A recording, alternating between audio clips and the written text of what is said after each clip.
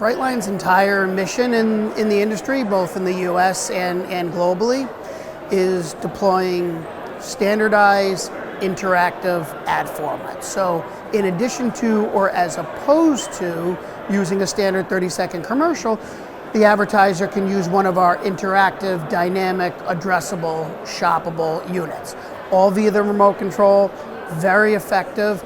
And I think what makes it most palatable to advertisers, at least in the US, is we are standardized across all the major US streamers: Hulu and Peacock and Max and Roku and Discover, Samsung, Vizio, A&E. So when the advertiser creates a unit once, it can run consistently across their entire streaming execution.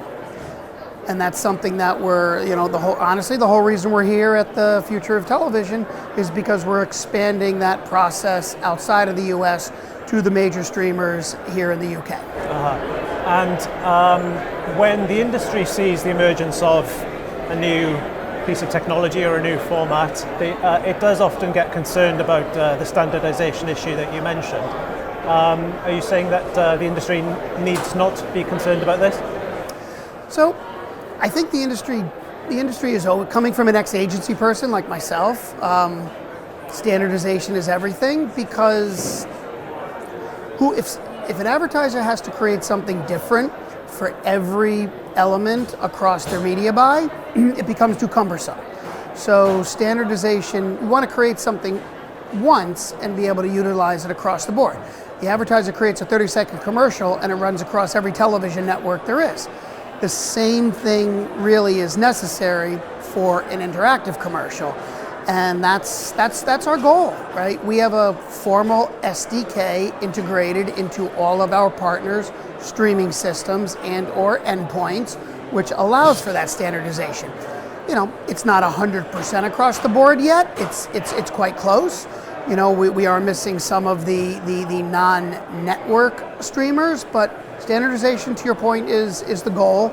And if you ask any major US advertiser or global advertiser for that matter, they'll generally use the term interoperability. And interoperability is a different way of saying one size fits all. And some of these new formats realize what I like to think sometimes of as the realization of that 90s idea of interactive TV. So those publishers who have maybe rolled out and adopted QR codes in their TV ads, what more would you say to them about what they could be doing?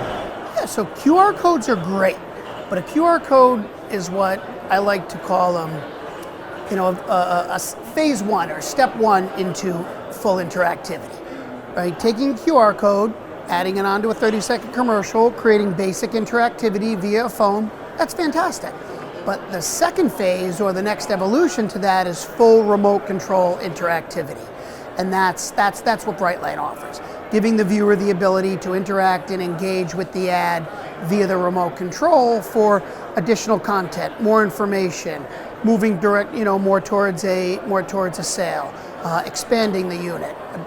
That's sort of what we call phase two. Like, full interactivity can be used in conjunction with or in addition to a QR code, but I think both have value, and it just depends on where the advertiser is in the cycle of innovation. Are there particular brand categories or goals that you think excel with these formats? I mean, to be honest with you, we're happy that we work with 94 of the top 100 brands. So every brand utilizes an interactive ad format for a very different reason. I wish they were all using it for a similar reason. It would make all of our lives easier, but they don't. But that's also a good thing because it shows that they're actually thinking it through. There's nothing better in the advertising business than when an advertiser and a technology player and or media owner sit down, collaborate, and think through the best use of a particular piece of technology, then bring it to market together. And so lastly, what can we expect from the industry and from yourself in 2025?